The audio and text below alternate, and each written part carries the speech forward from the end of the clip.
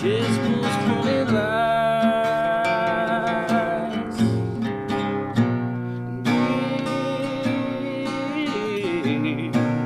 Face the path of time.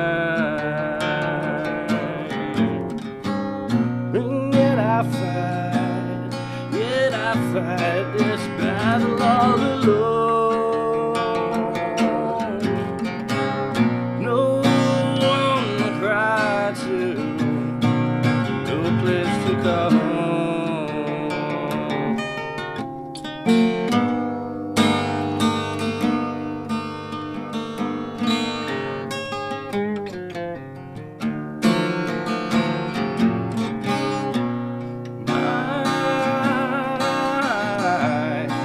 Sense of self is ripped. My privacy is raped. Yet I find repeating in my head. If I can be my own, I'll be better dead.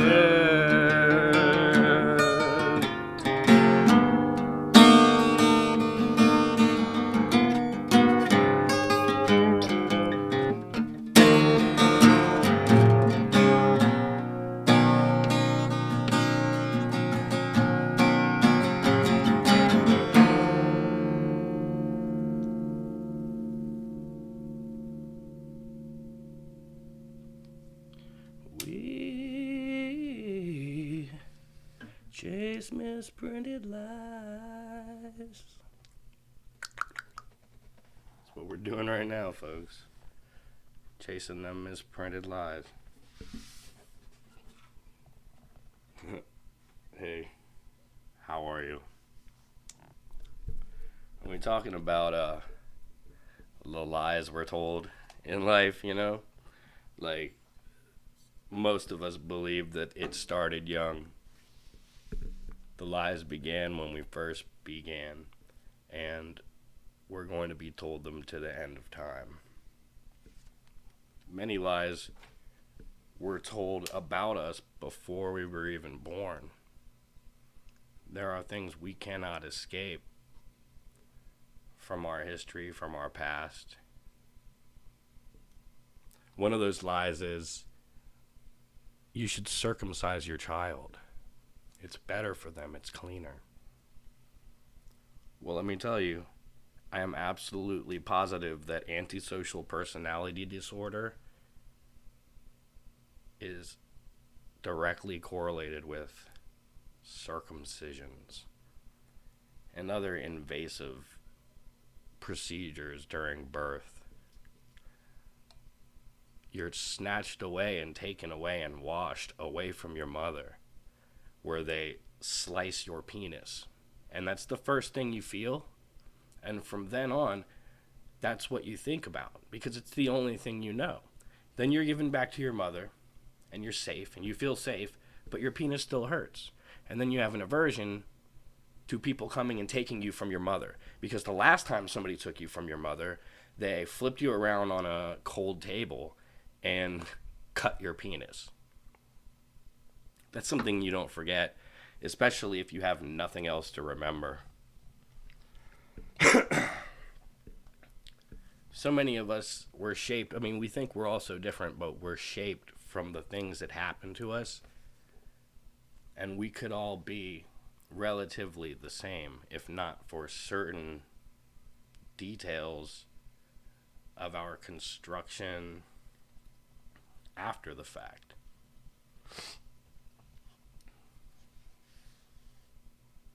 It makes us all individuals. Obviously, it's the best thing the way it is, because we don't want to all be running around looking and talking exactly the same. That would be pointless. Although everyone would be getting laid, there wouldn't be a bunch of people out there like super upset because no girl wants to have sex with them. They call them incels. Isn't it funny how we have to put a cool nickname on everything? Like, what are they? Mickey D's? Hey, yo, got any Sunny D? Sure. Everything got to have a cool nickname. Everything. Nobody wants to even use their own names. Na na na na na na na na. Wouldn't it be great if I just left that there the whole time? No. But it was kind of bothering me the way it was, and I want it out of my life, to be quite honest. But without it, it just kind of gets dark in here, like seriously dark. I mean, even with all the candles I have lit. Let's see. We're gonna try something out live on camera. Yeah, see, now you can't see me. I mean, it may make you want to fuck me more when it's just candlelight and you can barely see. But I think that's because I'm ugly. So if you can barely see me, then all you can see is like, oh, there's a man there. Oh, okay. Well, as a man, I might as well. I think it was George Costanza who said on Seinfeld, like, it's like 1 out of 10 odds. So if you go to a woman's house and she goes to the bathroom, just take all your clothes off. And when she comes back and she sees a naked man there, she's either going to just take complete advantage of that and have sex with you right away, or she's going to reject you and kick you out. And you've got a 1 out of 10 odds. So you just got to make sure that you up in some apartments. You got to make sure you got some numbers, man. You got to do the numbers, bro. Got to get out there and do the sales. If you ain't making the sales, you ain't making a difference. And you're not making any fucks appear in my head. Oh, those sales guys, man, they're so hardcore. And I feel sorry for all the people in those kind of like fields and stuff. We did a let's say a pyramid type of thing where you buy into a company and they teach you how to sell, and they have certain products that they sell, kind of like Amway situation,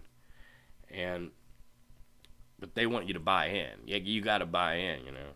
So I did it for a while, and then I realized that all I was doing was making those guys be able to buy a suit that makes them look good for the next team that they're trying to recruit of people. It was kind of awkward and weird. I remember one time I asked the guy specifically about money on hand, and he was like, "I don't have anything liquid." And I was like, I don't get that. Oh, so through your company, I'll just say the name of it, Primerica. Through your company, you can get your car and you can get all these things, but it's almost like their money. It's like your credits from their company. You buy credits. I don't even know how to put it. I never got that far into it because the moment he said, I don't have anything liquid, I was out. I don't want to deal with having to depend on somebody else. What if suddenly the company goes under and I don't have money and all my money's in them? That's no.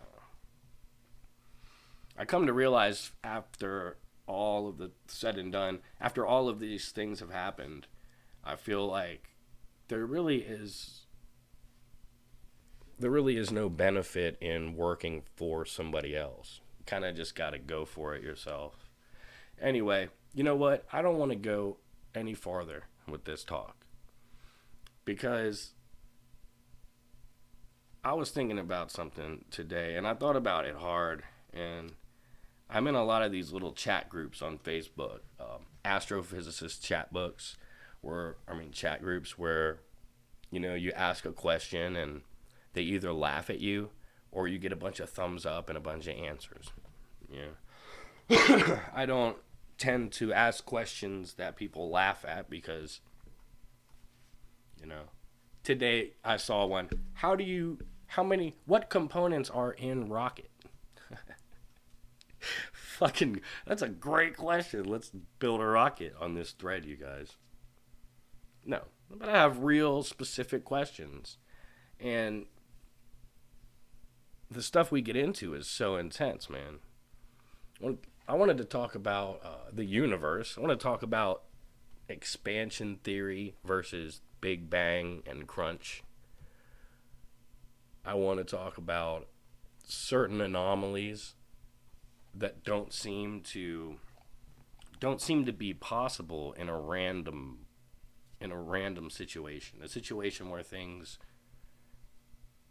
are just coming together randomly. It just doesn't quite make sense that a lot of things are happening. So, first and foremost, we have no idea what is at the outer edge of our universe. If our universe is expanding, what does that front line look like? Is it a bunch of horses just galloping forward over the sky, creating our universe? What are they going into? Now, all basic physics says they don't go into anything, and there is no need for them to go into anything. Outside of our universe, the event horizon, which they describe as, which let's go ahead and do the calculation here, the mental calculation. Now, I'm not doing math. I'm not going to do math for you guys. I'm going to be just stone cold logical from what I understand. You can debate and everything. I expect people who have a certain belief to not go with it. But let's just go with the event horizon and the black hole. We know there's an event horizon around the black hole. We don't know what's inside the black hole. Most people have a feeling that it goes to another open space, maybe like a dimension or the other side of our reality. Who knows? And then there's the other belief that you can't break time and space, which this is my belief. I don't know if this is true, but I think you cannot break time and space. That's why the black hole creates, because the star becomes so dense that it pulls the fabric of time and space, but it never breaks through. So it's constantly pulling down on it, and the fabric of time and space will become, it's kind of like a rubber or something. If you pull on it and stretch it, you can only stretch it so far. But if you add heat to it, you can melt, you can send it, like a spider web. This is literally how a spider web is created. And I feel like a black hole is almost exactly like a spider web.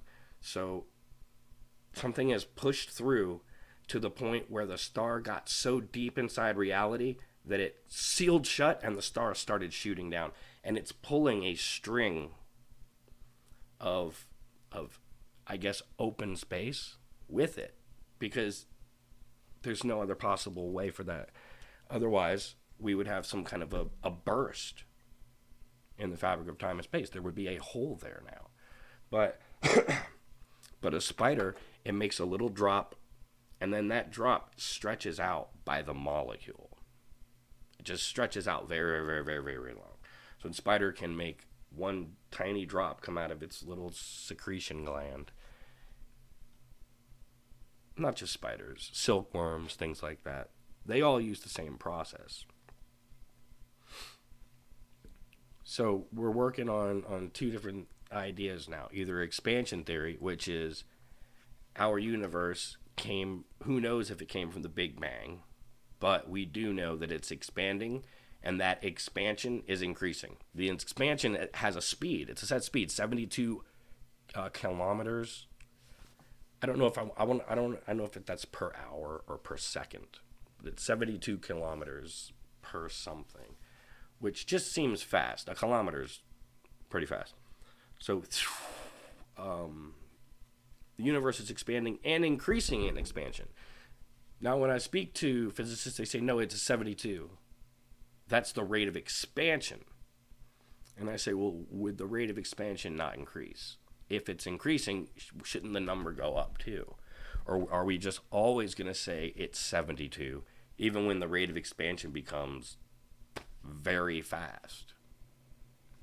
Which is expansion theory, is that it just keeps going out and out and out and out, and then eventually all the stars no longer have any energy, and they die, and everything just winks out.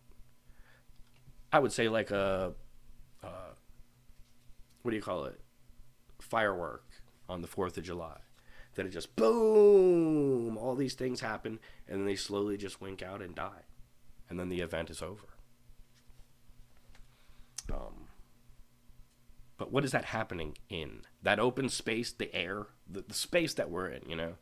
So when they say there doesn't have to be anything outside of our universe, that there is nothing and that it can't matter or affect us in any way, what is it, number one?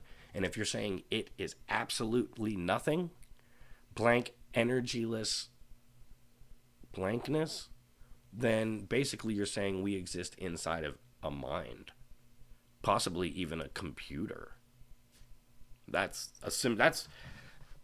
believe that expansion theory leads to simulation theory. Now, it's anyone's guess what is outside of the universe. I have a very specific feeling that the darkness of space gets thicker and thicker and thicker until it's very viscous, until it's very, very like tar. And that's like a bubble that we're in. And then on the other side of that, if you just go through the tar, if you could, which nobody ever will, you could get through to the other side and go through it, you would be in another universe that's in another stage of its own Big Bang crunch situation. It's bubbles in a tar pit is what it is. That's what we are in, I think. I think there's another universe out there in every direction you can think of. There's other universes. And they're all differently interconnected, kind of like a honeycomb or a beehive, but in 3 dimensions, like hypercubed. So, when we're making sense of order like this, if it's in like a bunch of different bubbles and each bubble contains a universe that is popping and going back in and back in,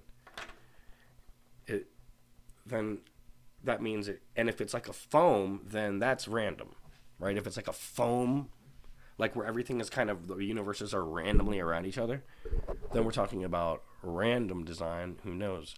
If we're talking about they're all very intricately put together like a honeycomb pattern, then we're talking intelligence again. We're talking design.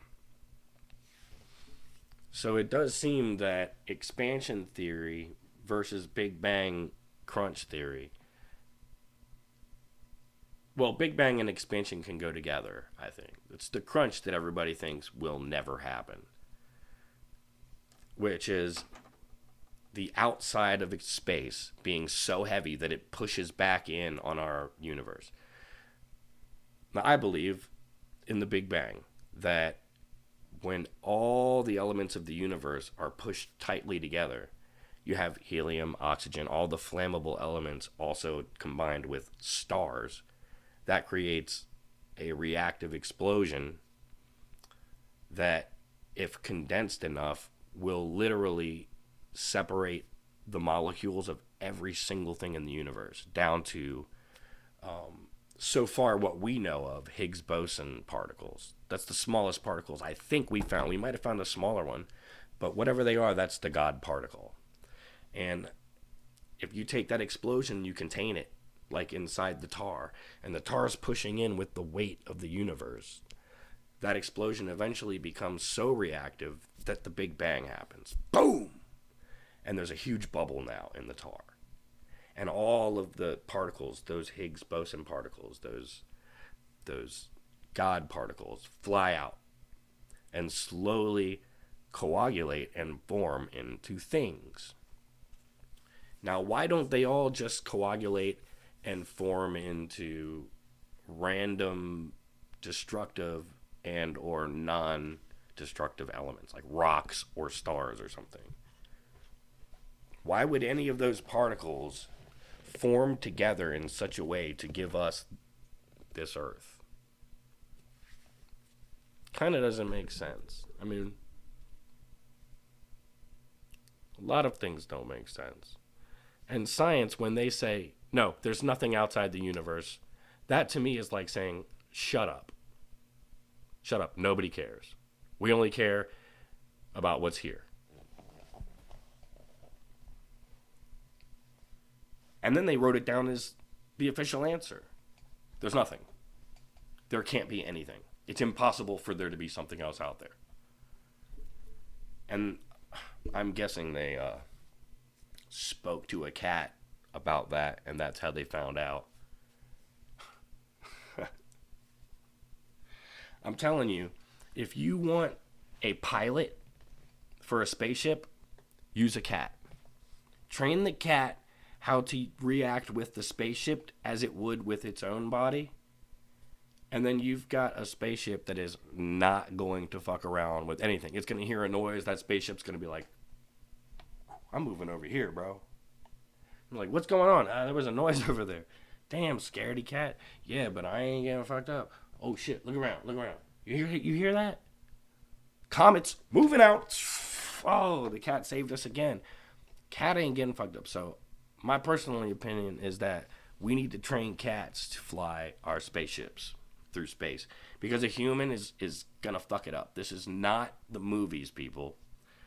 Number one, just because the movie Contagion says that a virus can randomly and suddenly mutate in two different ways to attack humans and make themselves sick and make them sick enough to die. Like, that's Contagion talk. That's, you guys watched a movie and now you think that that's what's happening in our world. Yeah. That, and I would love to be able to go back in time and remember what I was talking about, but whatever. Oof. But no, I was talking about movies. Ha ha ha ha ha! I know what I was talking about. Yeah, like guys that are fucking able to fly a spaceship. So everybody is like, it can't be done. Don't go through the asteroid field. Nobody can do it. Just hang on, guys. And then like it's like through all the asteroids, and then like two asteroids are coming together, but his ship goes zoom, like right through and escapes and makes it and like dings it a little bit. But he's such a great pilot that he avoided one of space's most disastrous things, an asteroid field. Yeah. Okay. No, people don't really do that. But just because you see it in a movie, you think, oh, yeah, we should just make ships that are real fast, because then we'll be able to, like, get through that joint. Hey, you seen fucking the movies, right? No. Only computers will be able to pilot us through something like an asteroid field. And a computer can't even calculate everything. Okay. You're going through the asteroid field. Computer says, uh-oh, guys. Those two asteroids up there are going to bang together. So we need to go this way. How do you know? What if they bang together and they break apart and everything goes that way? You don't know which way everything's going to go. Computer's going to be able to do only parts of that knowledge, and it will only have a slight idea because it doesn't know the terrain. All kinds of things. Nobody can do anything perfectly unless it's biological. And everybody always says, hey, humans aren't perfect. We're the most imperfect thing there is. That's a great argument from people. When I say, hey, man, if you want to talk about God and you want to talk about a higher creator, which I don't specifically prescribe, I don't subscribe to a religion. Prescribe to a religion, subscribe to a religion. I don't sassascribe. I don't balastascribe to a religion. I don't masastascribe to a religion. And I don't scronasticize to any religion. I just feel like there was an intelligent source to all of this, that we were put here, and we need to know. That's the only thing there is. Why am I here? Because are you just a battery? Is it like the Matrix? Are you just here to learn things, and then your experience goes into the void, and then it feeds the void, and then the void comes around the back and spits out empty soul into babies, and then the babies like live life and charge the soul up, and then like the longer they live, the higher the charge of the soul, and then they get to like, and then absorb that back in to base humanity or base intelligence, who knows. But one thing is for sure, there's too many interesting circumstances. Now, regarding our moon, it is perfectly set in the sky. It's the only thing that we know of in our entire solar system that does not orbit its orbital plane is not oblong. It's a perfect orbital plane around us. That is unexplainable. Now, the way they have explained it is that something came and hit our planet, knocked a big chunk of our planet off.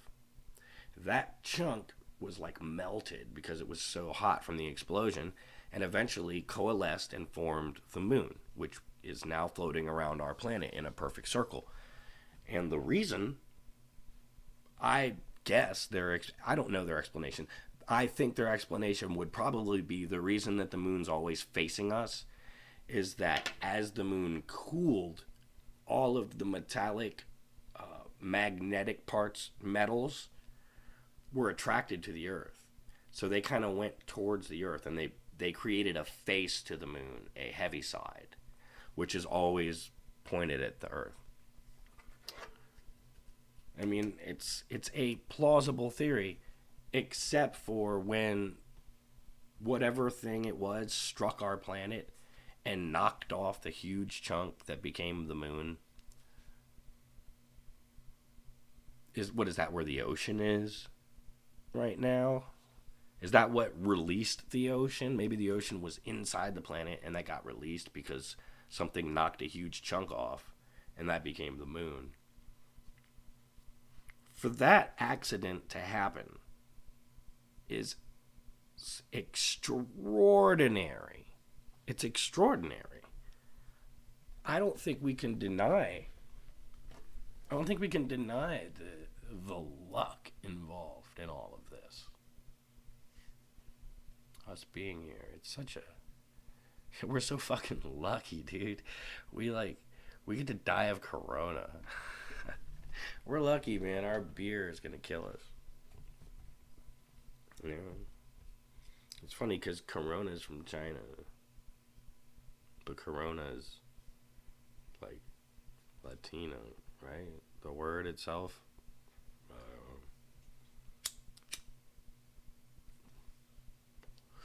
Yeah, but there's other theories about the moon. So did the moon?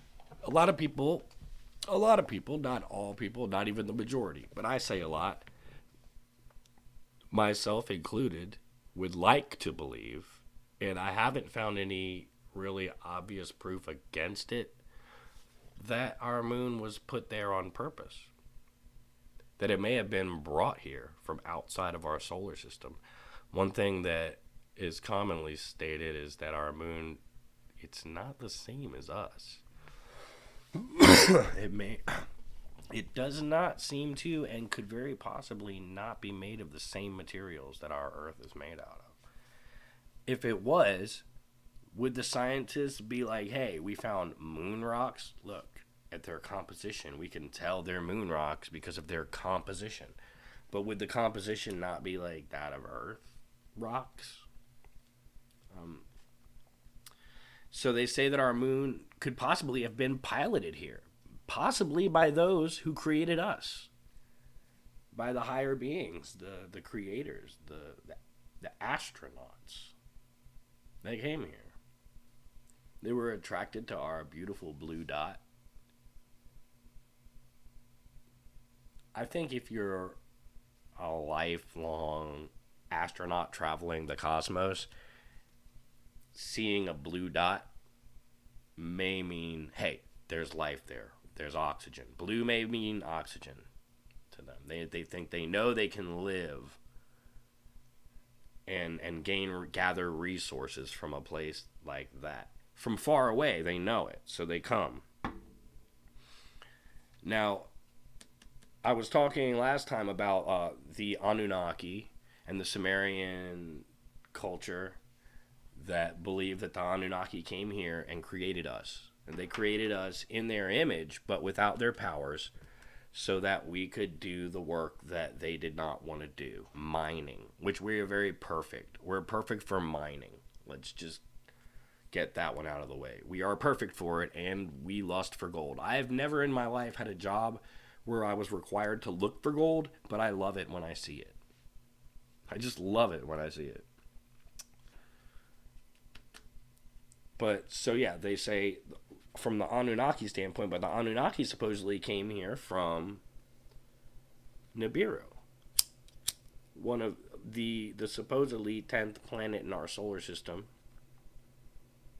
That's orbit is so wide that we don't see it right now.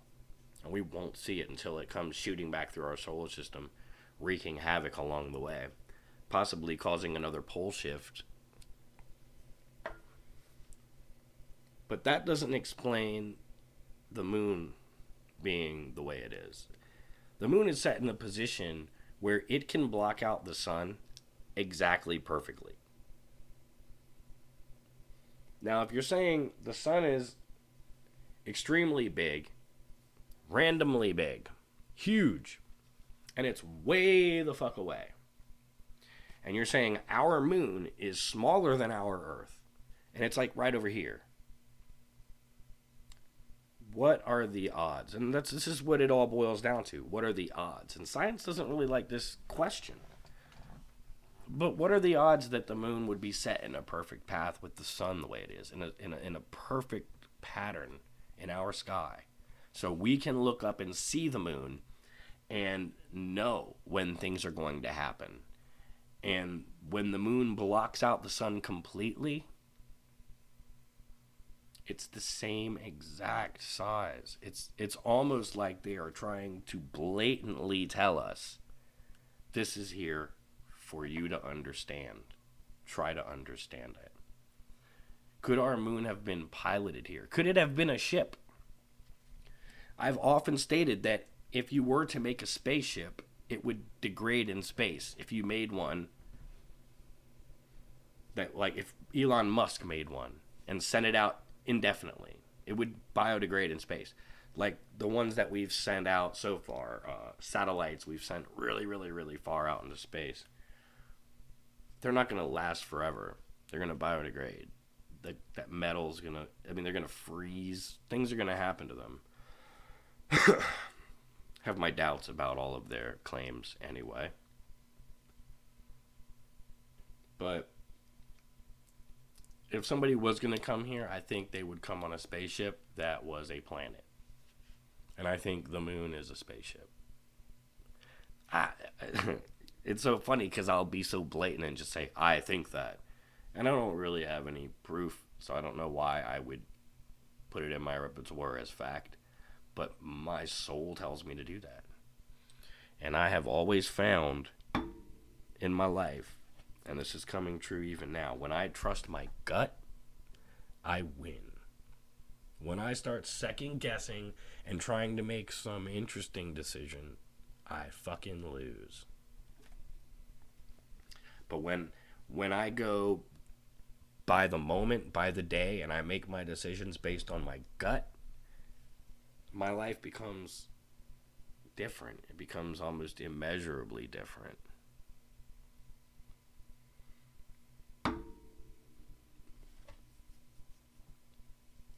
Yeah, I feel like I developed a fear at some point of making a plan for tomorrow.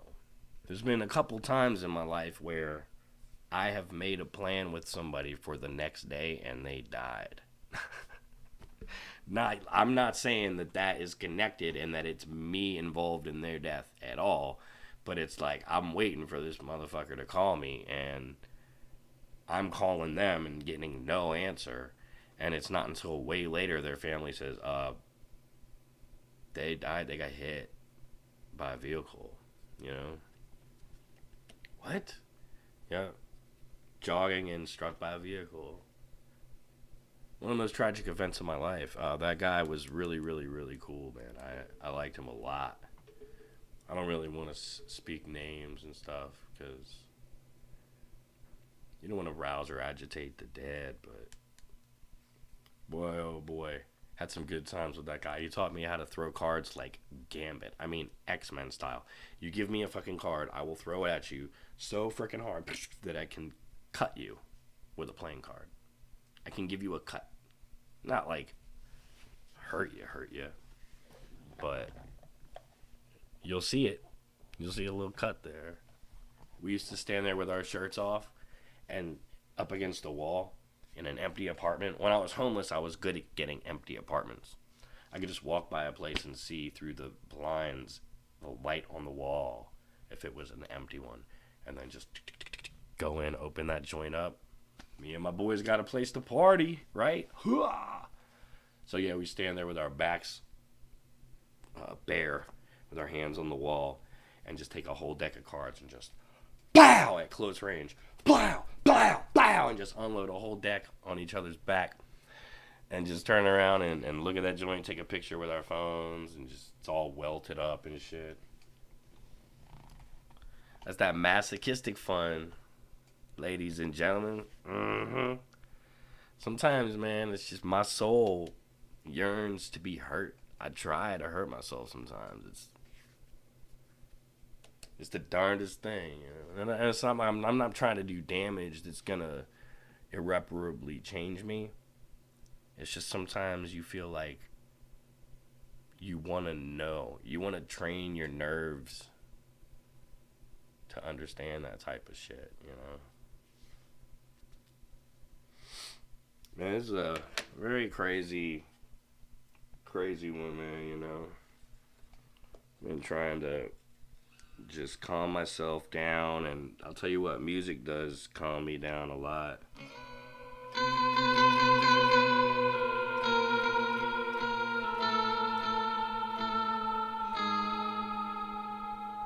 I've been working with some kind of weird tunings. This is a really weird tuning.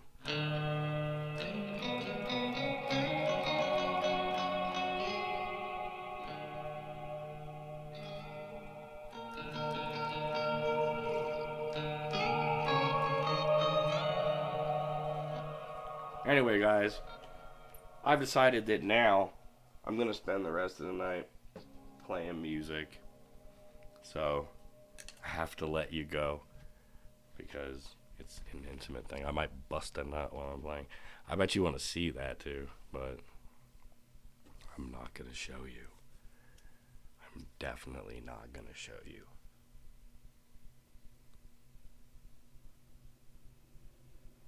In my next video, maybe I'll show you. No, I'm just kidding. I won't. I hope you guys have a good day or night. I don't know what time you're watching this. You probably didn't reach the end, but if you did, that means you like me. So do me a favor and share this shit out. I want you to spread some conversations. I want to talk about things, you know? Period. Question mark, exclamation mark. Bye-bye.